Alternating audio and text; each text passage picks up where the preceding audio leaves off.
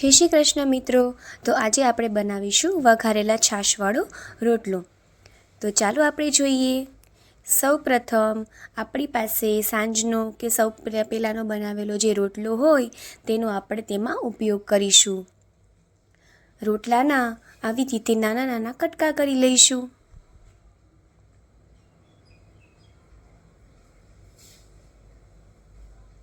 વઘારેલો રોટલો હંમેશા ઠંડા રોટલાથી જ સરસ બને। તો જોઈ શકો છો કે આપણા વઘારેલા રોટલા માટેનો જે રોટલા છે એના કટકા સરસ રીતે તૈયાર થઈ ચૂક્યા છે। હવે આપણે એક કડાઈમાં તેલ લઈશું।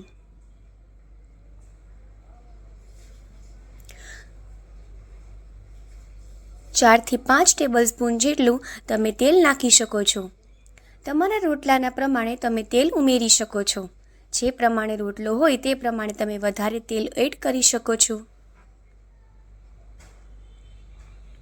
હવે આપણે ધીમી ફ્લેમ ઉપર તેલને ગરમ થવા દઈશું। ત્યારબાદ તેમાં આપણે રાઈ જીરુંનો વઘાર કરીશું।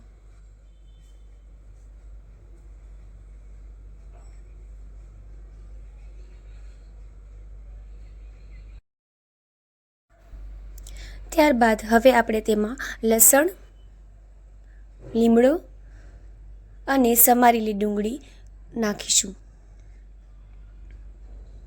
આ નાખી લીધા બાદ હવે આપણે તેમાં મસાલા એડ કરીશું। સૌપ્રથમ આપણે હળદર 1 ચમચી જેટલું લઈશું। ત્યારબાદ આપણે 2 ટેબલસ્પૂન જેટલું લાલ મરચું લઈશું। ત્યારબાદ સ્વાદ અનુસાર નમક લઈશું અને સાથે 1 ચમચી ધાણા જીરું પણ લઈશું।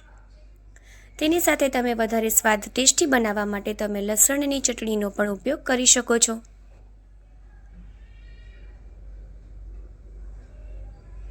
હવે આપણે તેને સરખી રીતે સાંતળી લઈશું।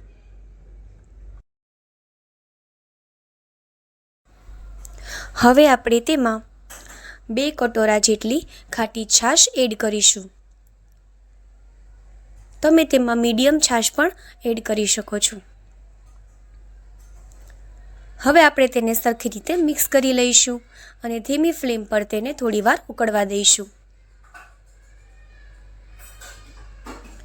હવે તમે જોઈ શકો છો કે આપણો સરસ ઉકળી ગયેલ છે અને તેમાં હવે આપણે જે રોટલાના કટકા કરેલા હતા તે તેમાં આપણે એડ કરી દઈશું।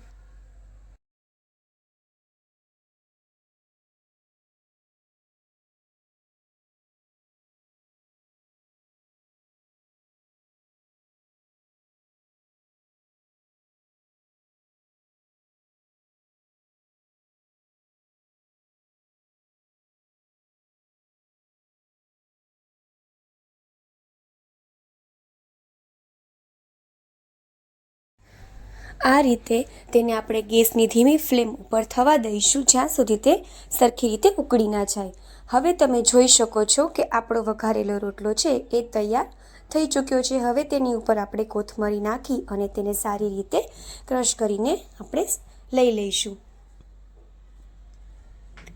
તો તમે જોઈ શકો છો મિત્રો કે આપણો વઘારેલો રોટલો તૈયાર થઈ ચૂક્યો છે। તમે પણ આ વઘારેલો રોટલોની રેસિપી ઘરે ટ્રાય કરો અને મને કમેન્ટમાં જરૂર જણાવશો। તો મારી ચેનલને સબસ્ક્રાઈબ કરવાનું ન ભૂલશો। જય શ્રી કૃષ્ણ મિત્રો।